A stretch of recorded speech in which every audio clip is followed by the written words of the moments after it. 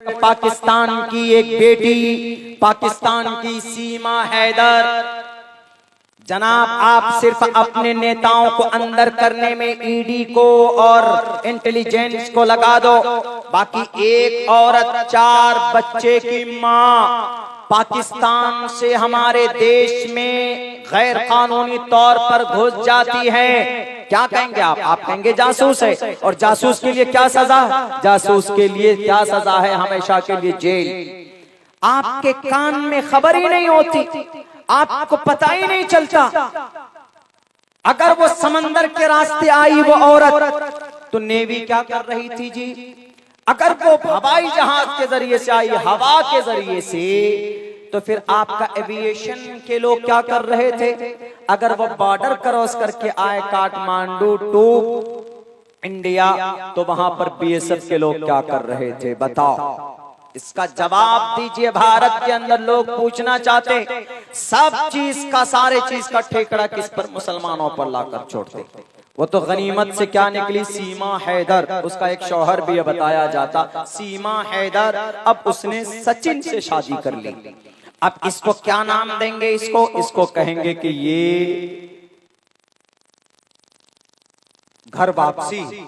यहीं पर अगर कोई हिंदू लड़की वहां से आती, वहां से, या अगर कोई भारत का कोई मुस्लिम लड़का उस औरत को लेके आता, वो औरत उस मुस्लिम लड़के के लिए अगर आती, अब तक पता क्या होता? अब तक उसका घर जला दिया जाता, अब तक उसको जेल के अंदर ठूस दिया जाता, 4 घंटे के अंदर बेल मिल जाता है। वाह भाई वाह। तुवम तूरियतरुशतः। अगर कोई हमारे देश को कमजोर करेगा, अगर हमारे देश की सीक्रेट को कोई अगर तोड़ने की कोशिश करेगा, हमारे नबी का पैगाम है और भारत का कानून भी कहता, हम अपनी जान देकर अपने मुल्क की भी हिफाजत करेंगे और अपनी शरीयत की भी हिफाजत करेंगे। अल्लाह के नबी अलैहिस्सलातु वस्सलाम ने जंगें लड़ी है बहुत सारी, लेकिन जनाबे मोहम्मदुर रसूलुल्लाह सल्लल्लाहु अलैहि वसल्लम ने पेश कदमी करके खुद ब खुद से किसी गांव के ऊपर आप अलैहिस्सलाम ने चढ़ाई नहीं की, बल्कि तुवम तूरियतरुशतः, आपके सर पर जब तलवार लटकने लगती थी, तब मोहम्मद रसूलुल्लाह सहाबाए किराम को तैयार करते कि तैयार हो जाओ, सामने इस जालिम का खात्मा करना, सामने जासूसी करने वाले का खात्मा करना। मेरे भाइयों, मेरे साथियों, न कुरान को समझते हैं, न शरीयत को समझते, सिर्फ बदनाम करने में तुले हुए कि नहीं, किसी तरीके पर कुरान को बदनाम करो, किसी तरीके पर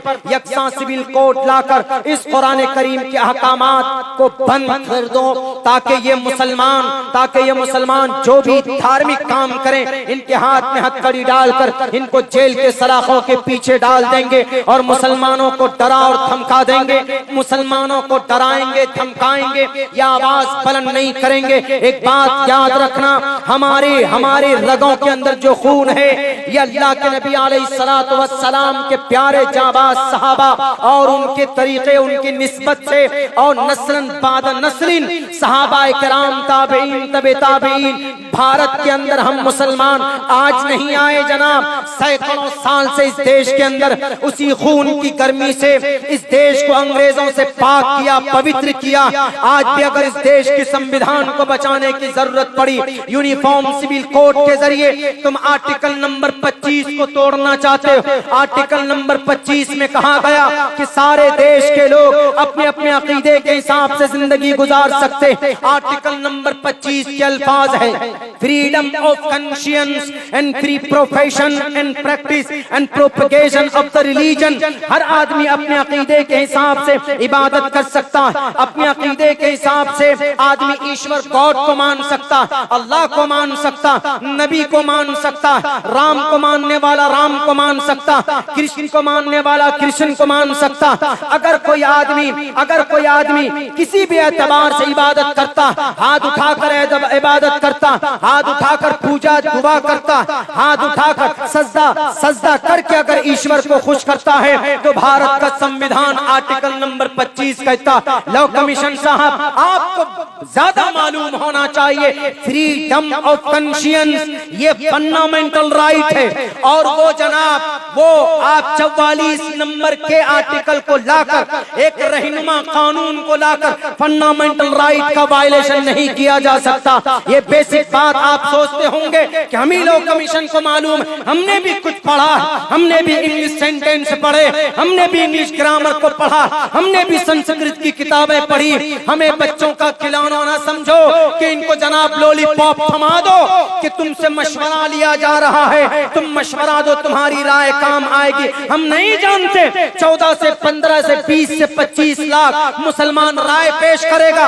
उधर मुसलमानों की तादाद 25 से 30 करोड़ है। आप जाकर कहेंगे सुप्रीम कोर्ट में कि सुप्रीम कोर्ट के जज साहब 25 लाख मुसलमानों ने राय दी, यूनिफॉर्म सिविल कोड नहीं आना चाहिए, बाकी और सारे करोड़ों मुसलमानों ने तो राय नहीं दी।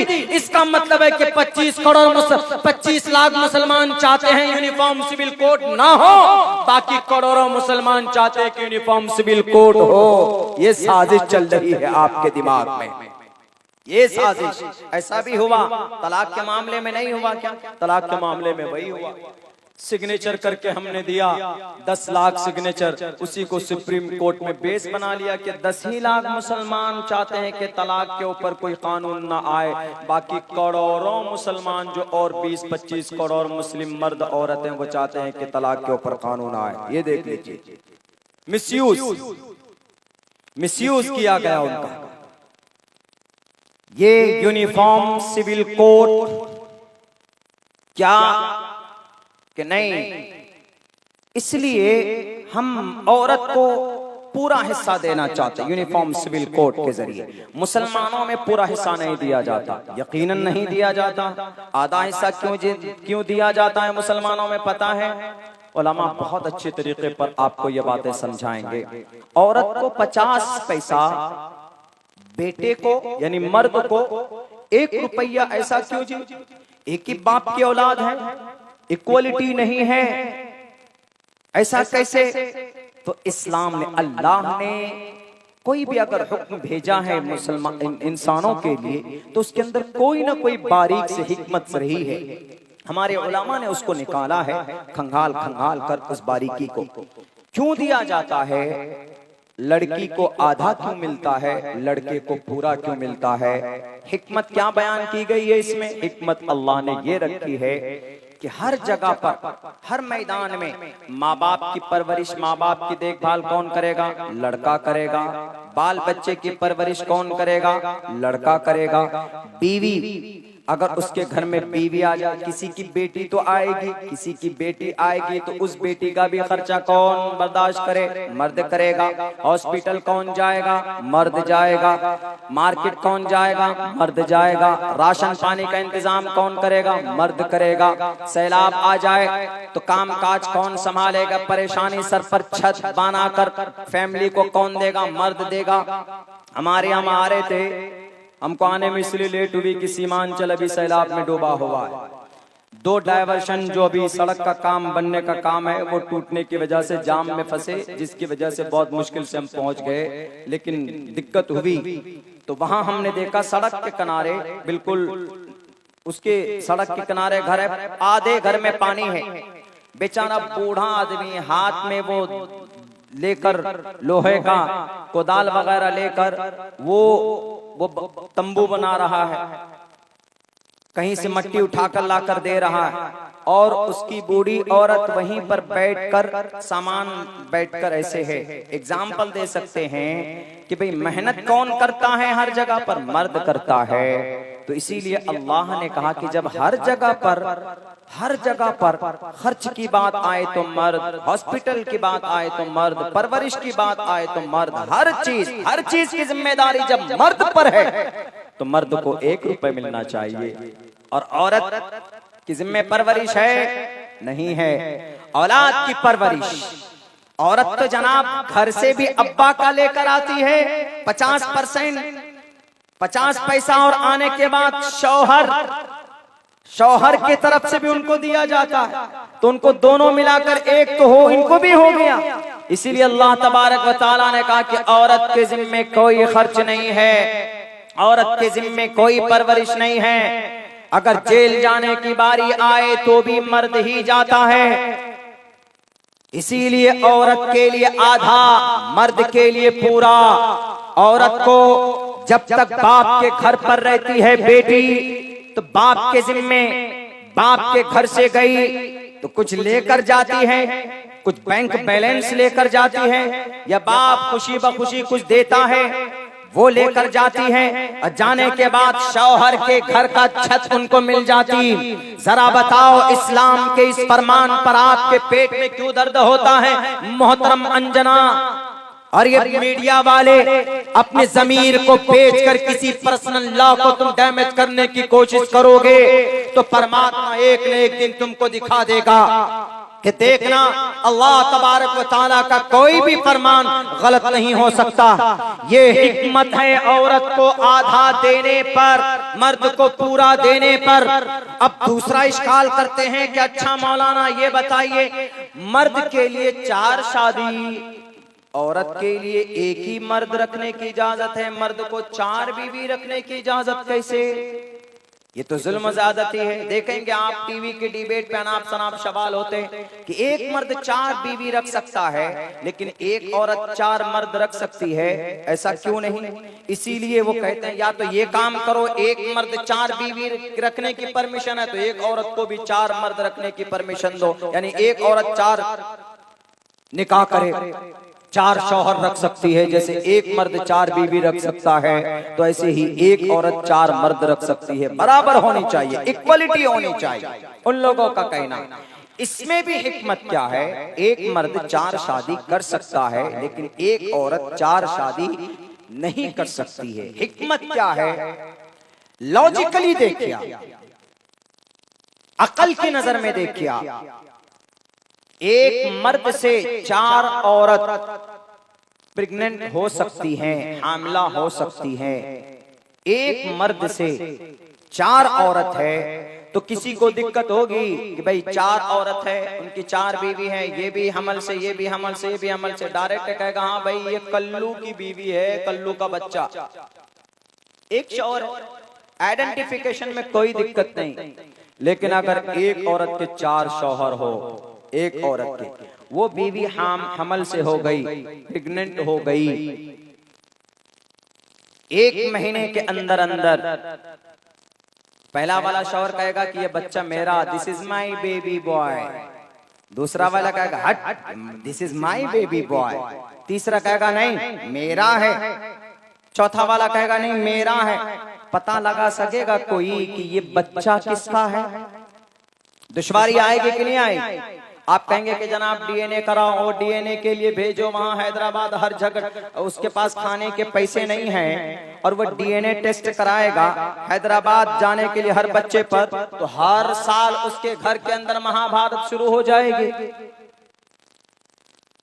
दूध है, एक कटोरे में दूध है, 4 आदमी अगर दूध को रखे उसमें डाले, कटोरा फुल हो जाए तो आप में से कोई आदमी अलग कर सकता है कि भाई कह सकता है कि इसमें से 4 आदमी का दूध है, इसका दूध ये है, इसका दूध ये वाला हिस्से का, इसका दूध ये वाले हिस्से का? नहीं है, नहीं कर सकता। जैसे ऐसे 4 आदमी दूध को अलग नहीं कर सकते, ऐसे ही एक औरत 4 शादी नहीं कर सकती, क्योंकि बहुत सारे फसादात, बहुत सारे झगड़े पैदा हो जाएंगे कि उसके हमल में जो बच्चा है वो बच्चा किसका है अंदाजा लगाना मुश्किल हो जाएगा। इसीलिए इस्लाम ने कहा, मिसाल के तौर पर एक औरत है, एक कहेगा कि आज तो मोहतरमा मेरे घर पे रहेगी, दूसरा वाला कहेगा एकदम शराब पी कर नहीं आज मेरे घर पर रहेगी मोहतरमा, और कोई कूड़ दिमाग है तीसरा वाला, वो कहेगा कि नहीं मोहतरमा मेरे घर पे रहेगी। सर फटअव्वल होगा कि नहीं होगा?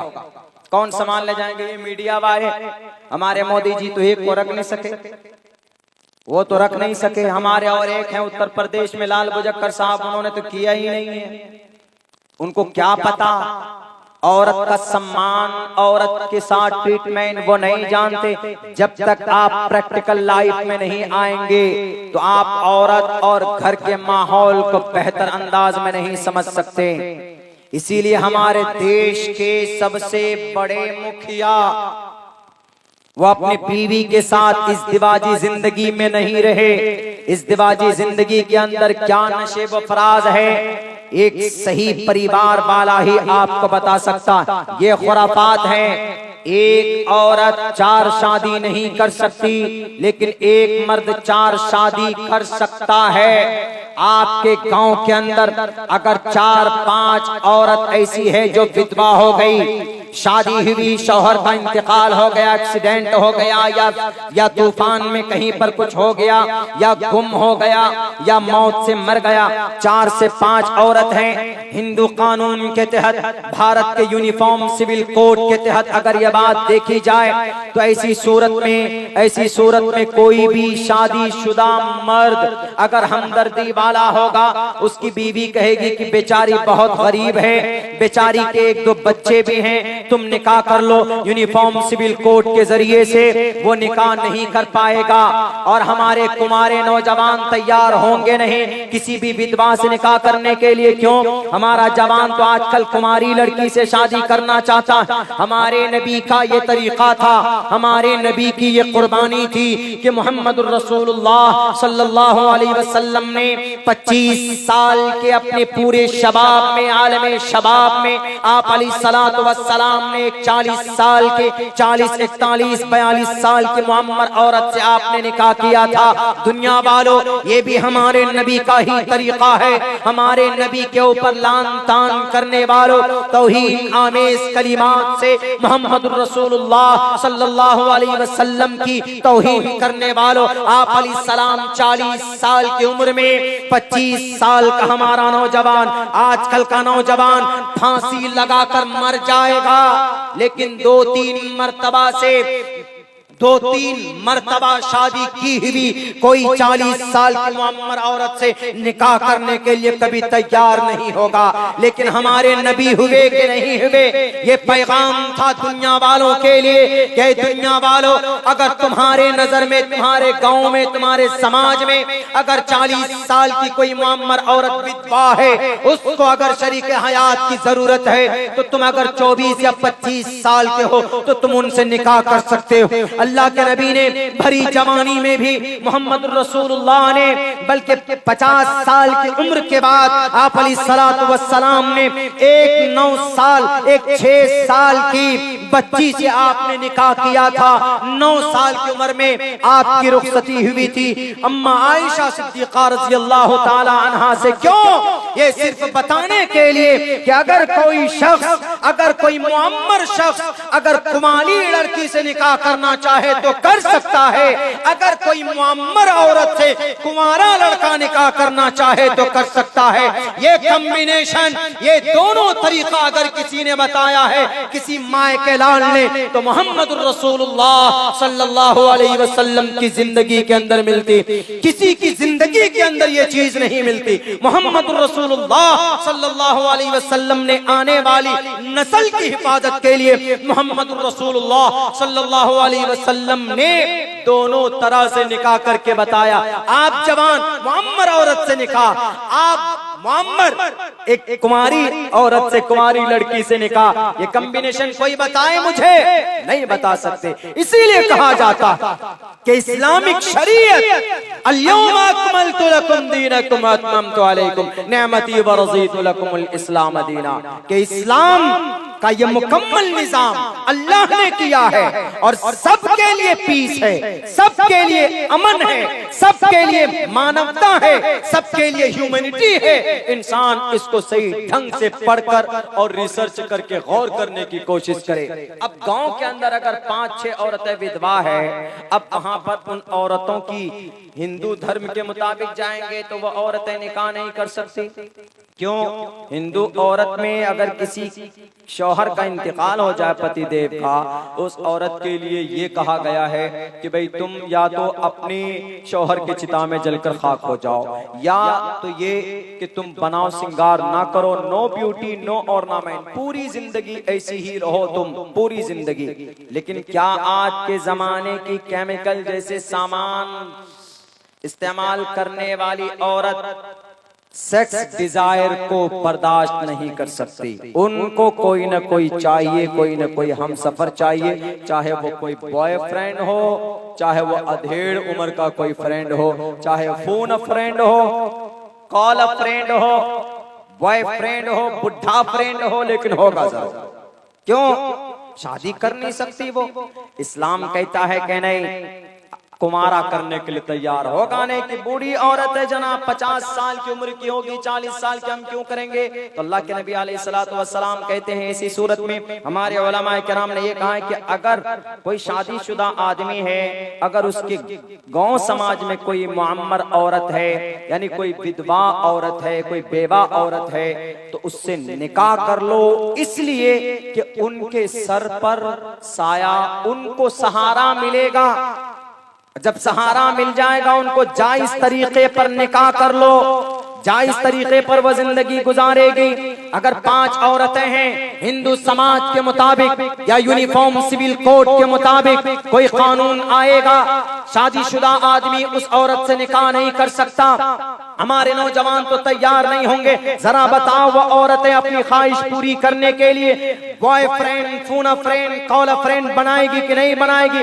डेली जिना का बाजार गर्म होगा। इसी जिना के बाजार को रोकने के लिए शरीयत के अंदर ये इजाजत दी गई कि अगर मुस्लिम